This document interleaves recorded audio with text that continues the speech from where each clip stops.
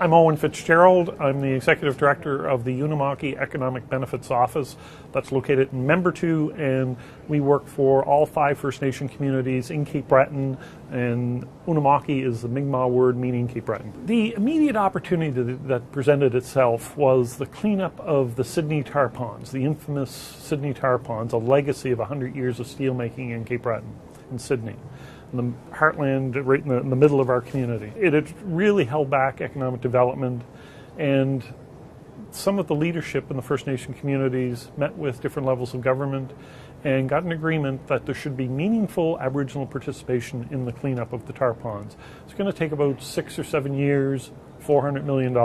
I was asked to kind of take the lead on this and to help turn good intention into reality, and what they said is meaningful Aboriginal participation, to try to define that. What is meaningful Aboriginal participation? What it certainly doesn't mean is, in many other major projects, offshore oil projects, I'm told, there's often been MOUs with First Nations, made great photo ops and great intention, but I'm told time and time again, when they would look back a few years later, there was no tangible benefits for First Nations. It was just a photo op for that company or for government. That's what we didn't want it to be. It was easy to know what you didn't want it to be. What you wanted it to be would be contracts, jobs. So how many contracts, how many jobs, what's reasonable? Now, you can't go to the government officials when they're giving out tenders. They're using taxpayers' dollars. They have to be responsible. It's not like they can just turn around and say, okay, we'll let the Aboriginals do it all. Well, if you did that, there isn't the capacity, the skill level. They couldn't do it successfully. You then have to plan it all out of what's realistic. What can the Aboriginals, what capacity do they have for what contracts right now? And because this is 6 years of contracts, can we anticipate what the contracts might be down the road and put some kind of a structure in place to build the capacity slowly to get to the point where there can be more and more participation as we go along? That can be in mentorship, in on-the-job training. It can be in different fashions. Of course, there had to be partnerships, but we had to sort of explore that. So the first thing we probably did was go back and look at the federal procurement strategy that they have, that really every Aboriginal organization, Aboriginal leader that I talk to says it's been an abysmal failure. So we tried to look at that and find out, well, why is it a failure? Trying to analyze that and try to figure out, well, what's the reason for it?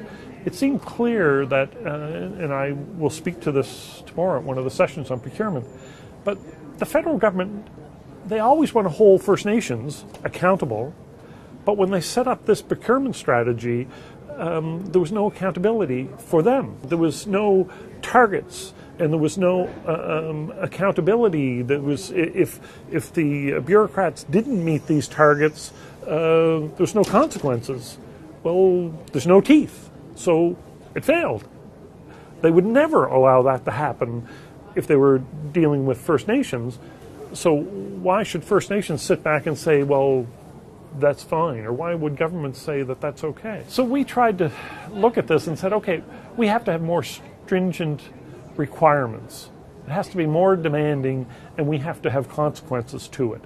And we said as well, we want the federal and provincial government, their body that they set up to clean up the tar ponds, we want them being accountable to us. We want them to report to us on a monthly basis, documenting how many Aboriginals are working on this, based on salary, not just based on having minimum wage jobs sort of thing. We said in the agreement, we said this is what we require. And how could they say no? Because they were promising certain things, and we had negotiated some set-asides. So if you have an agreement there, then as long as you do it early on, and you say, well, isn't it only reasonable that you're saying you will do this, so you will show us that you're doing it? Of course. So we held them to that. So month by month, we would get these reports. With our other partners that we have, they're private, public companies. They're not government operations. whereas this was government. So it's a little bit different. It could work that way with some of these other big projects that we're just starting to get into around shipbuilding, the Churchill Falls hydro development, those kind of things. They're government contracts, or government is guaranteeing monies for it. So there may be that kind of leverage. We try not to cross the line of negotiating that. We're the implementers. We want to approach things from a strictly business perspective and what works for business. If we want business to really buy into this and work with us, they have to see it that this is good for them. It's not just good for us. So if we can convince them that we're giving them something, a benefit, and this is going to work for them, it's going to make them look good. I have a bit of a media background in that, so I'm pretty good at getting people publicity. And we sent out a press release just a short while ago of me being at this conference and mentioning that Irving is here. We try to make our partners look good. And we'll give you that photo op.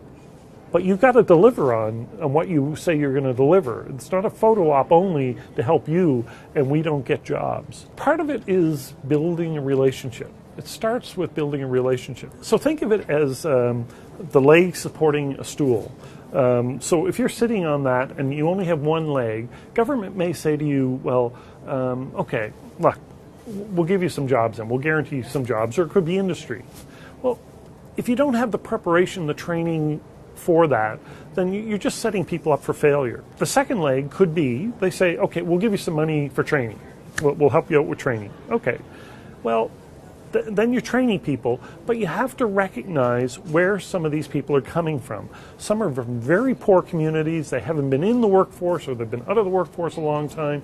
There's cultural issues, there's language issues, there's many, many issues, and many of them haven't been in working with these large industries especially. The third pillar, the third leg, is providing, and this has to be community driven, it can't be government driven, but provide the ongoing support for individuals when they're in training, and even when they get hired with the companies, to ensure they're successful getting through the training and ensure they stay employed. Not just get employed, but stay employed. We've seen so many times that issues would come up, and because of, it could be around child support issues, that an individual would feel very guilty that, well, of course they want to be home if their child's sick or something, but they didn't have the discipline that they had to notify their employer.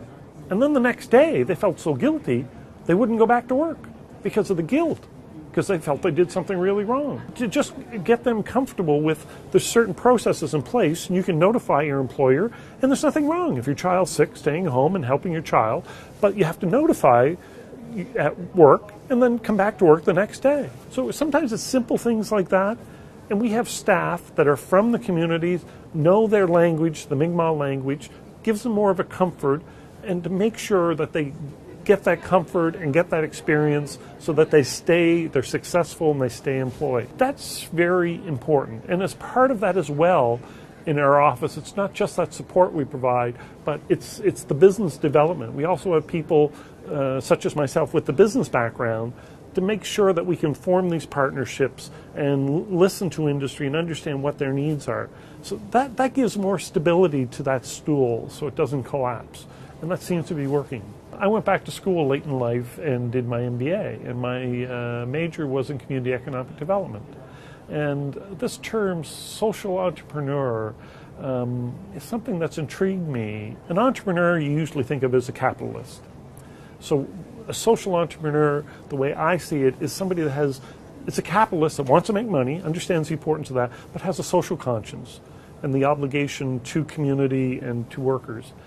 Which some regular entrepreneurs may be and may not put that label on it, but you can tell when a person is strictly a capitalist and will do anything for the almighty dollar sort of thing, as opposed to being very business responsible and having sound business practices behind them, but yet it's almost like they have a higher calling. So I find that very interesting, and we're starting to see that more and hear more people talking of that.